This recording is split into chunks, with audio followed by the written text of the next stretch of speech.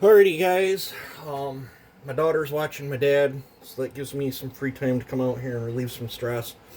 And then at the same time, I know I haven't been putting much content out, so I got to cut the chamber on that 261, and I thought, well, I've been asked, I don't know, over the last 4 or 5 months, hundreds of times on how to get Dino Joe's cutter to get a good result and all that. And I thought, well, I'll just make another video. I cannot say this is the right way to use it. I can only tell you this is how I use it. And we're going to start with my door here. I've got 80 grit up here. This is 180 and this is 320. And I think I got some strips of 320 over there. But I'm going to start with the tool. I'm going to come over here, or the cutter. And I'm just going to bring it over here to crisp the edge up a little bit, and then I'm going to turn it this way. You only got to do it to two sides, the side where the cutter is. And it just works good with the sticky sandpaper. I just stick it. I used to do a lot of body work, so I have a bunch of it. And what I'm doing is kind of cleaning up the edge. Because sometimes that nickel and stuff's up there and it plays havoc on these cutters. I'm going to show you how I use it. And I could botch this video too. This could end in a failure. Every now and then I get one that just puts up one heck of a fight on cutting the chamber. And maybe that's what's happening to you guys. If this thing wants to put up a fight and not want to cut the chamber as nice as I like it to, I can also show you how to overcome them problems as well. I have a 4-jawed chuck and the big white lathe. I could make up a little block for that thing and bolt it on there and cut the chamber easy peasy as that, but not all of you have a lathe. So and I'm not gonna lie, I am far from a machinist. It takes me forever to tram in a cylinder to cut the chamber.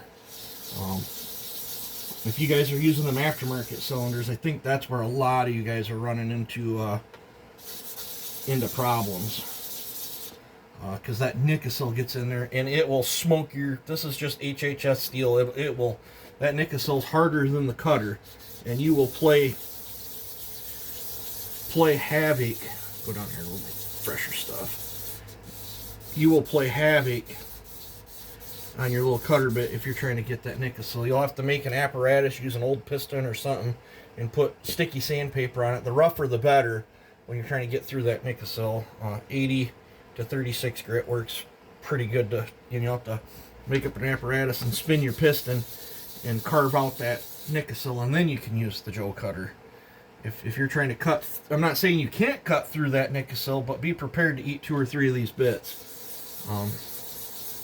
And it will be rough, harsh to do. And if you're trying to cut through that Nickel, you're probably going to want to take 5 to 10 thousandths cuts at a time so you don't get too over carried away with it.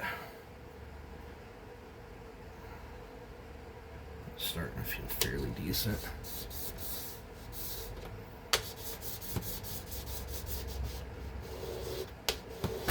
Just pushing my door shut. So, and one thing to be cautious about: don't try to cut a chamber and be in a hurry. If you try to rush this process, the chances of you foobarring your cylinder go way up. It's super awesome that Joe manufactures these things for us guys. And then I'll do a little face cleanup here, and just a little bit more. Alright, that will do it. And let me pause you and get back over to the. Alrighty, we're over to the bench. Here's my freshly sharpened bit. This is all loose. I've washed this up. I don't want any dirt, grease, grime, oil, or anything on this. I want this loose. Now there's all sorts of ways to set your squish. Those that are new to this, aren't familiar with it, I recommend only going one razor blade at a time. That way you don't overdo it. I'm just going to jump right in. I've used this thing a lot. I'm very familiar with it. I'm going to shoot for the 2 razor blade thickness. And let me grab the calipers so I can tell you guys. These are 40 thousandths stacked up. typically I'll do 2 razor blades stacked up for my depth height, and then I'll sand out roughly 5 to 10 thou if I need to clean up any chatter marks, and then we'll go from there. But this is loose. You're going to start, you're going to turn your tool this way where the Allen thing is. You want to put this tool where this taper, you know, matches up to the Allen bolt. And typically what I do is bring it in there. Got my little Allen wrench. I'm just enough where that won't fall out. I prefer to use this straight edge right here, and I'm actually going to snug this up to make sure I'm square. And make sure you're all the way down. The longer the platform you got here, the more chance that you got, better chance of getting this thing squared up. Snug that just a little bit more. Almost need a new set screw. I've used this thing so much that set screw's starting to get a little. Now I went too tight. I can't move it.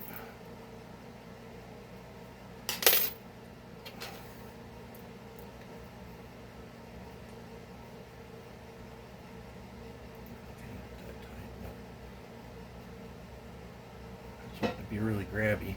So I will come in here and I will push, and I'll make sure I'm 100% squared up, and then put this in here and snug that really good.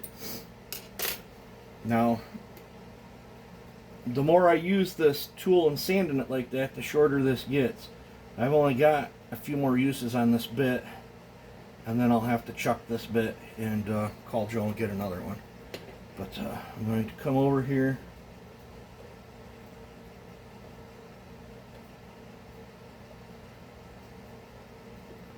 I'll try to get this on camera for you.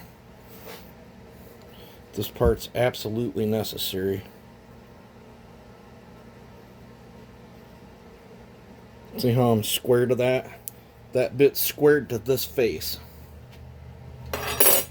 Alright, now I'm going to take my cylinder, and as you can see, I've not cut the chamber or nothing yet. It's all going to be dirty. You want down pressure down, and you want to slide that in without dragging that onto your cylinder. And then loosen this up. You're going to find the lowest point of your cylinder wall.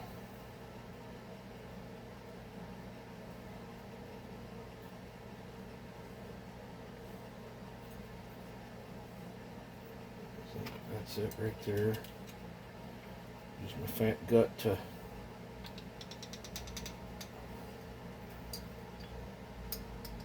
I like that really snug because you definitely don't want that to move. I'll hold it up.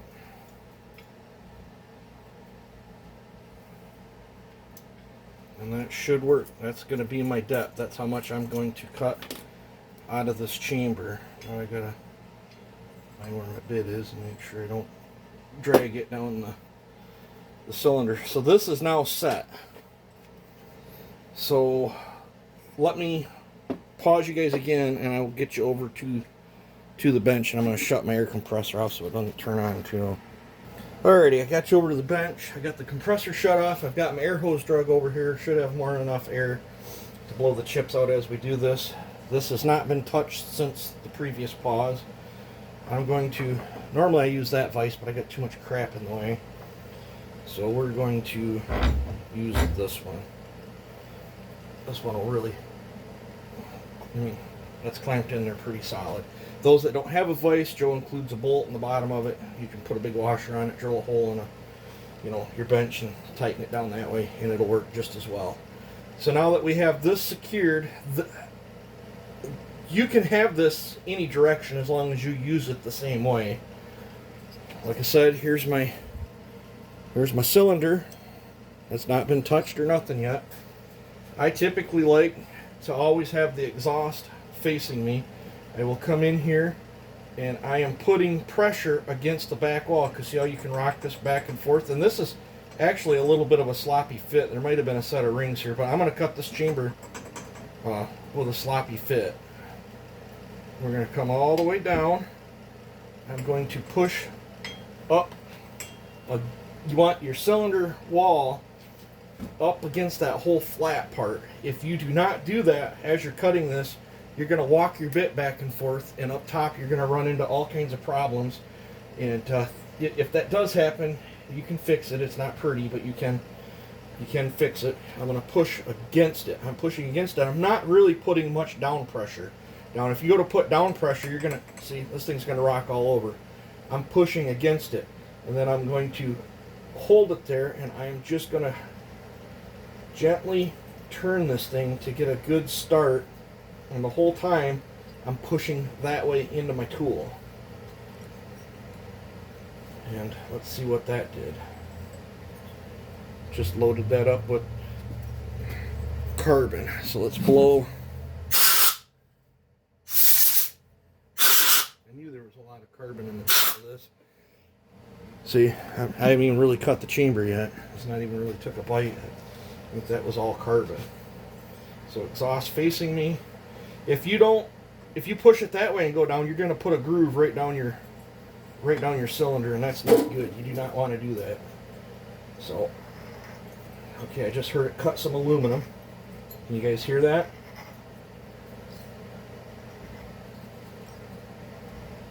Okay, felt funny. I'm going to stop.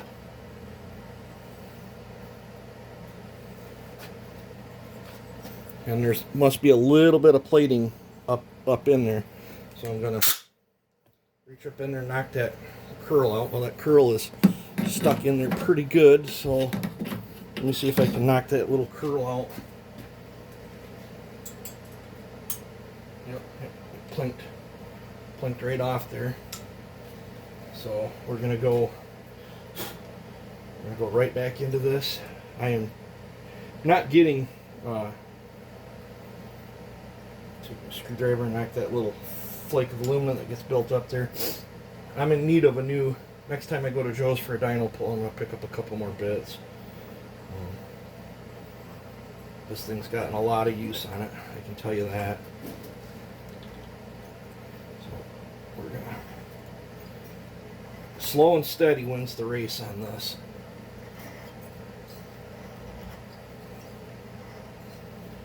Once I get through that first layer of BS, it should start cutting better. You see, now we're starting to get some action here. So always keep your chips.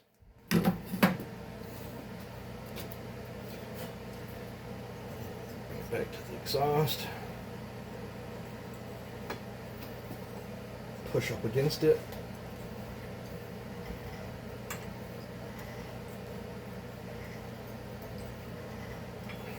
When your hands get tired, switch hit. You never want to put this in a lathe and try to turn. I've heard all kinds of horror stories of, you know, bad things happening to people trying to cut their chambers with these things. And I've always had pretty good results. Once again, when you go to lift it, pull it back towards you. There's a lot of people that are struggling using these things, and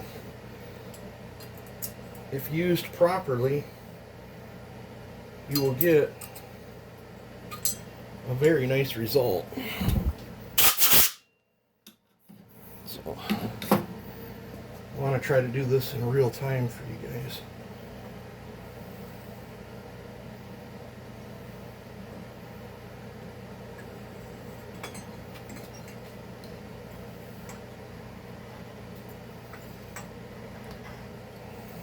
Still fighting a little bit of nickel up there, I think.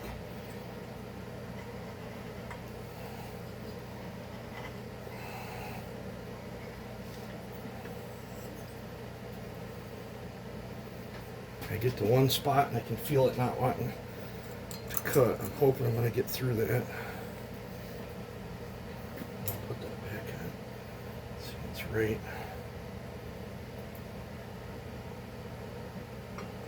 there's where it starts. So push it down on that. See if I can. What I'm trying to do is just cut that nickel right off there.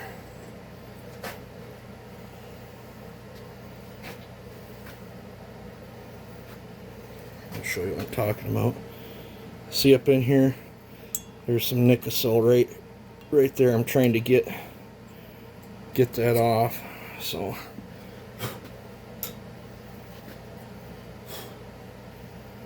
I'll blow this out.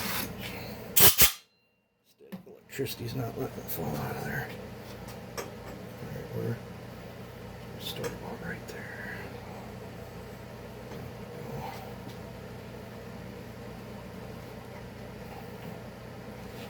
Once I get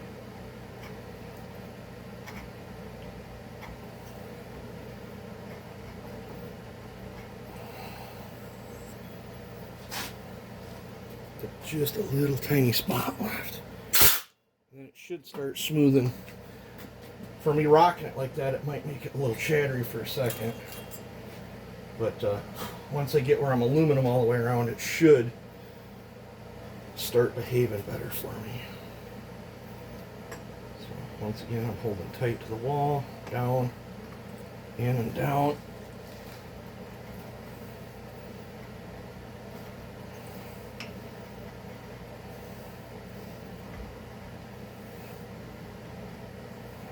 One, pass around like that, and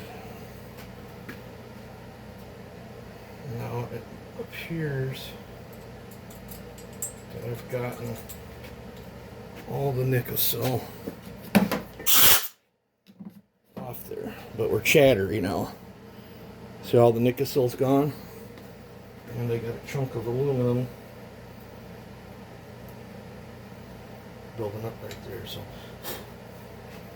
alright, so now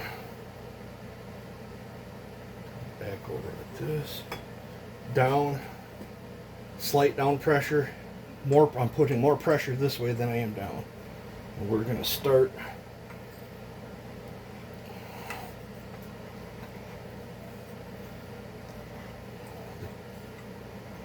I can really feel it moving some material now. I don't know if you guys can hear that.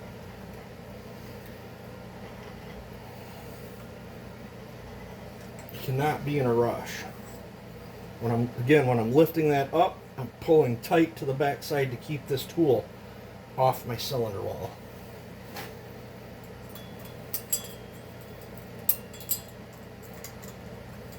A water screwdriver probably would have been nice. And I am sweating horrible. My wood stove is roasting me out.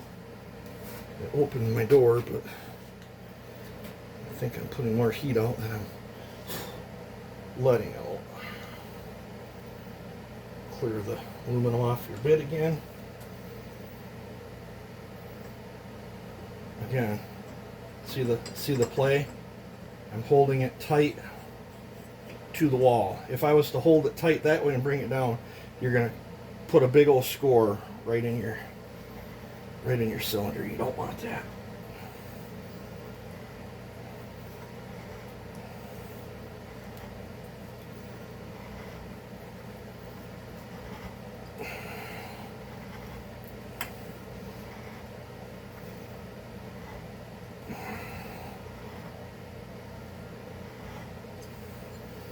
If you don't keep this tight to it, you're going to do a pass, and then you're going to have a little step in your chamber, and then your piston will kiss it. Well, it doesn't end well either.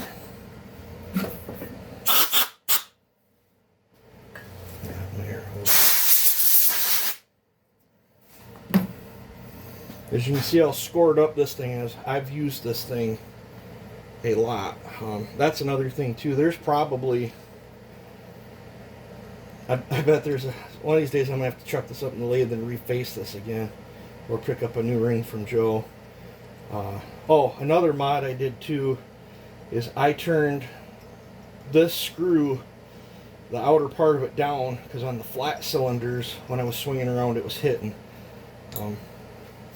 I played heck the very first time before I caught that, and I just pulled that screw out, put it on a drill, and turned it up against the grinder and turned that down. But wiping the cylinder, and you definitely want your cylinder grease free. Down, over, slight pressure. You don't have to worry about how much you're cutting out, because that's what that stopper's for. You just want to keep it smooth and steady and consistent. Way more important about keeping it tight to that cutter bit than it is down pressure. You don't want to rock it or none of that. This tool is an excellent alternative to a lathe. It's time consuming, yes. It's hard on your hands, yes. But if you're determined, like I am, you can get a good result. Once again, flake your aluminum off, knock your flake out of here. I'll blow this out and show you the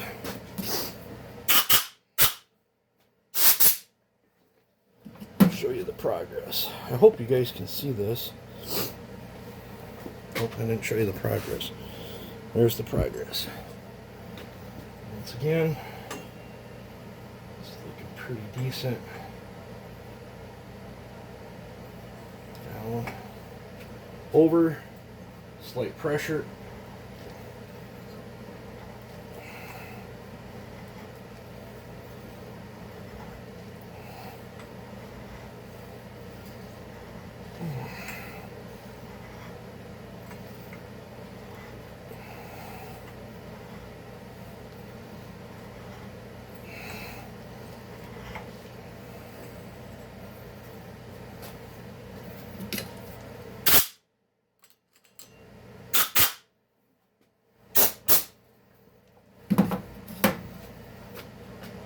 Double check. Make sure there's no chips here. So far we're looking pretty decent. I think we're going to carry on. Once again, back down. And always turn it in this direction.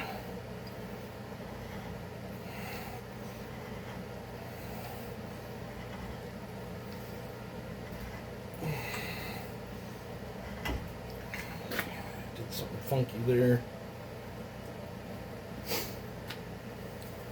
Tried to gull. Pick that chip out. When you feel something funky, you stop what you're doing, check and see what happened. Now I'm going to try to knock that little gull chip out of there. It's right there. See if we can.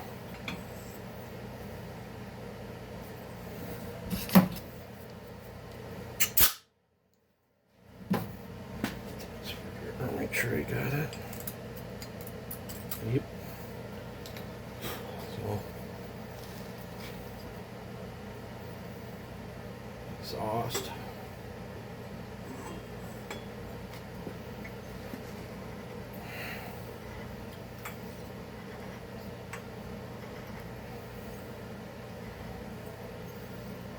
And then you can keep coming down and looking to see how much you're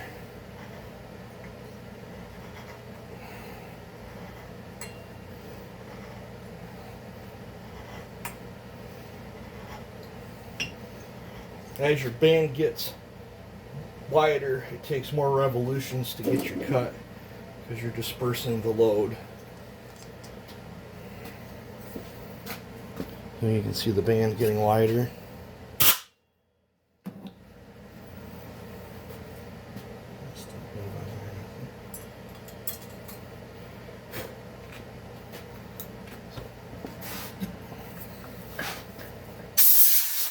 show you guys what it takes in real time to do this, because I think a lot of people think it's just a 5-minute thing, and it's not. On a lathe, for me, it's mostly about 45 minutes of goofing off trying to tram everything in, and then it's 30 seconds to cut the band, and then after that, it's, you know, you take it off and start the rest of the machine work. So on this, you don't have the setup time, but you get the spinning time. You see something sounded off there. So, and sometimes what that chatter clunk that you hear is, sometimes this cast aluminum can have, like, one side of the, especially on a used jug, sometimes it's got like hard spots that, I don't know, it's different, you know, alloy or whatever. It's just, it's a, sometimes it'll shave easy and then you get a hard spot. And this hard spot seems to be right in here, so it does have less cooling fins there, so maybe there's a reason why it's got a little hard spot right there. Might be heat treated differently.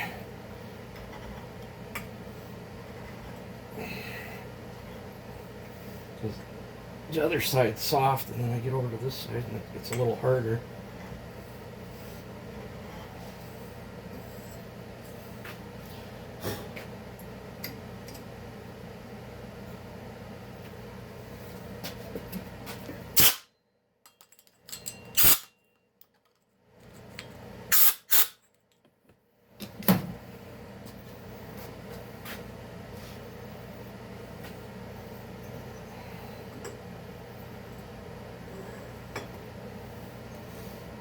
If my cutter was a little taller like it was when it was new, I wouldn't have to be pulling it off so much, but it builds up on there pretty easy.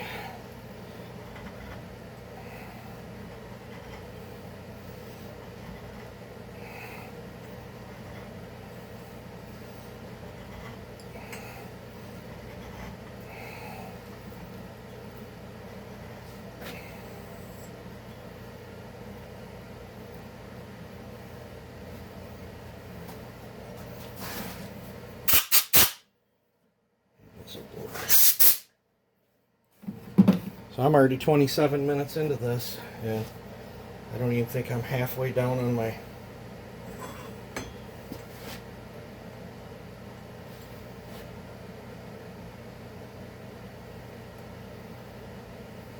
let me pause. I'm going to grab the razor blades and see how far I've moved. Alright, I found my razor blades. I've moved just about one razor blade's width. So I'm going to keep, because we're already at 28 minutes, guys. I'd like to show this full length, but I don't think that many people will sit through and watch it all. So I'm going to pause you, keep doing exactly the same motions I run in, you know, that I do. If I run into a snag or something, I'll start you back up, show you what the snag is and how to overcome it. So I'll bring you right back. Alrighty, after lots and lots more twisting, I'm to a snag on it. I did end up whipping out some gloves because it's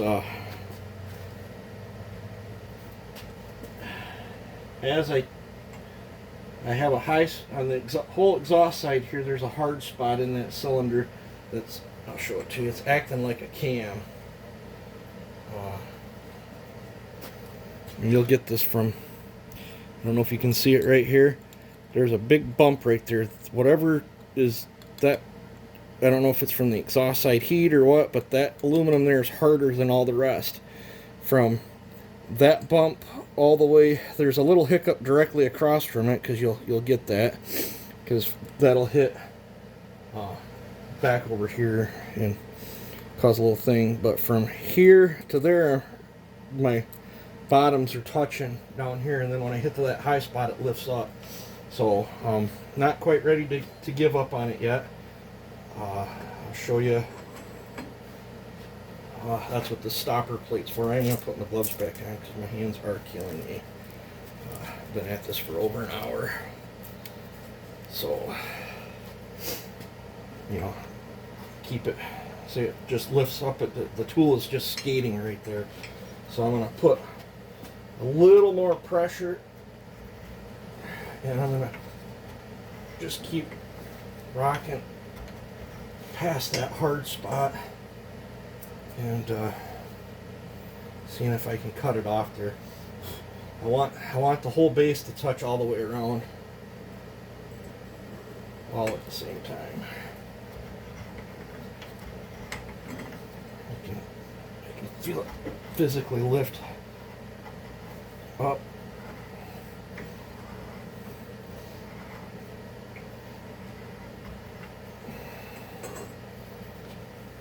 I'm getting some chunks and some chiblets here. Now you can really see what I'm talking about, how I'm trying to get that hard spot. See that? I don't know, it's about 3/8 of an inch wide right there. The dang cutter, whatever, the aluminum's so rock hard there, it's lifting me up off from it. You will run into that every now and then. Not all the time, but every now and then. And you just keep whittling at it.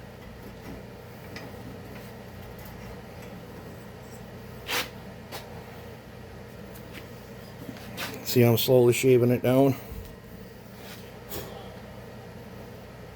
Like I said, guys, you cannot be in a rush doing this. Check, see how much it's...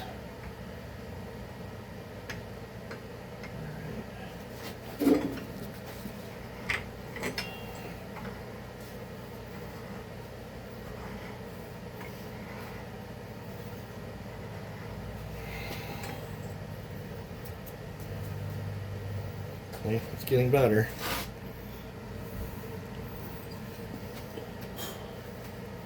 I would like to get this cut where I don't have to go in and use another piston or a sanding apparatus or mandrel or something to clean that up. But if I do, I do. It's all part of the game.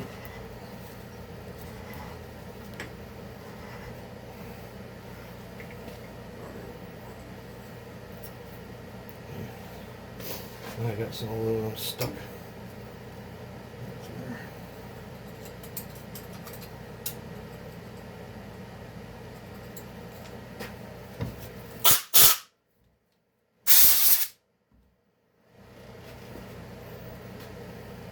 It's looking better.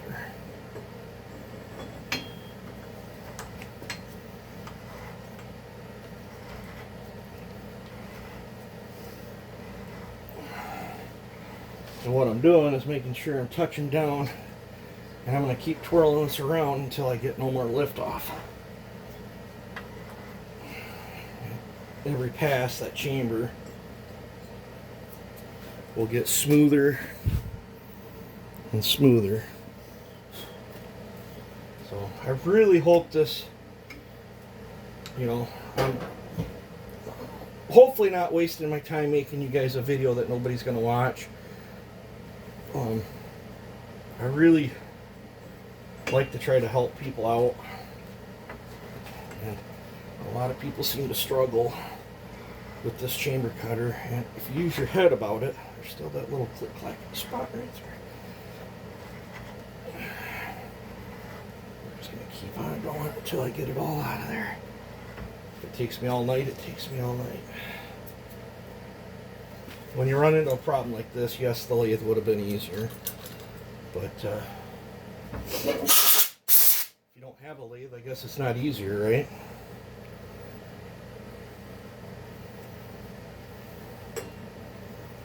Still pulling.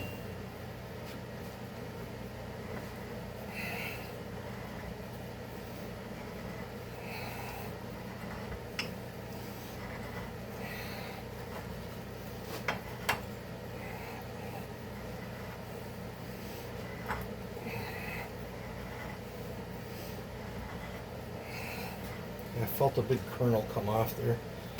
So if you feel a big kernel, stop what you're doing, because it could get stuck here and actually hold you up off there, and actually you could be putting scores where you don't want scores.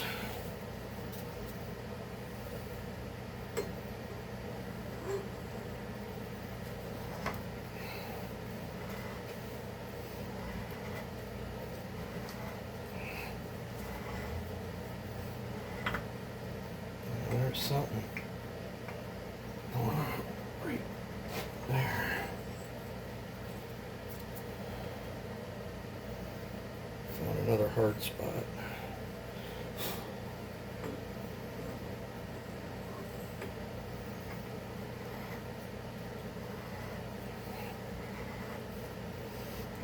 I'm thinking, seeing what I'm seeing now in the chamber, I'm thinking this probably would have been better off with one razor blade than two. I'm going to actually have to modify this chamber. So I am just about to the compression release. But I've already done past the point of no return. We're cutting two razor blade things. Still getting I feel it come right around out here on the intake side. Right there.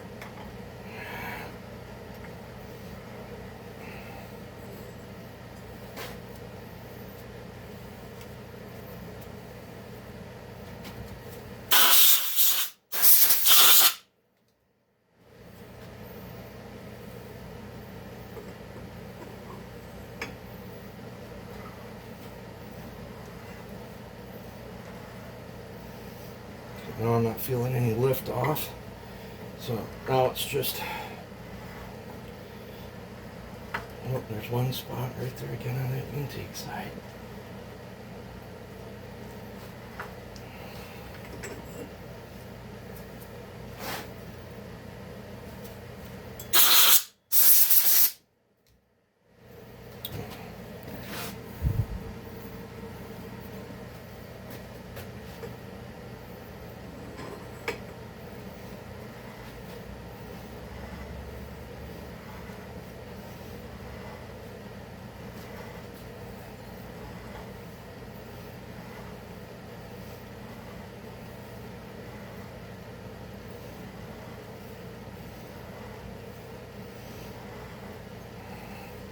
My hands hurt so bad, guys.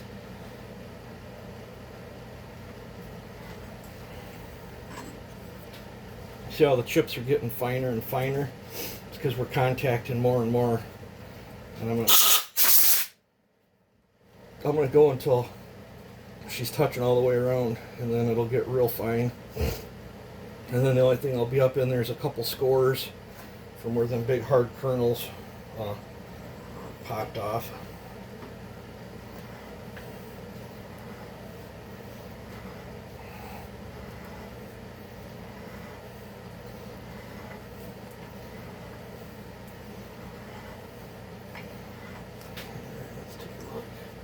See how they're getting finer and finer.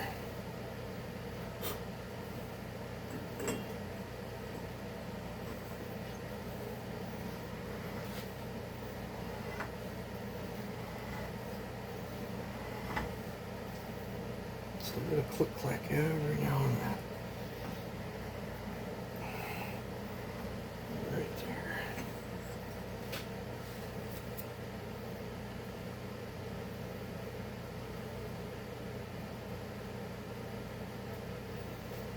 One more time.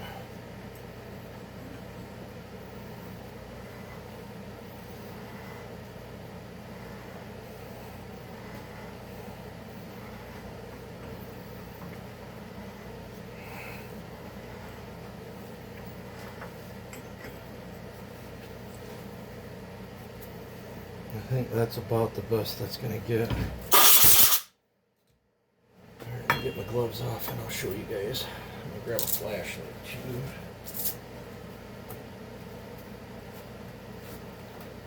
Grab a flashlight.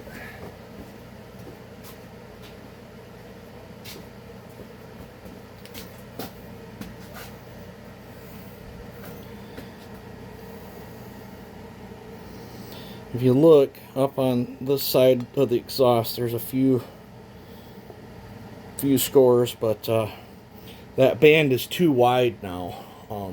My band is too wide. I don't like that, so I'm going to build an apparatus. I'm going to come in and I'm going to about an 1/8 inch in. I'm going to taper that up into that combustion chamber. That's about what I want. But there you guys go. That took me probably an hour and 20 minutes total to cut that chamber with a mechanical thing. If it would not have had them 3 hard spots in the aluminum, it would have went way smoother. But that is the luck of the draw. Sometimes you end up with a shitty cylinder or potty aluminum or whatever.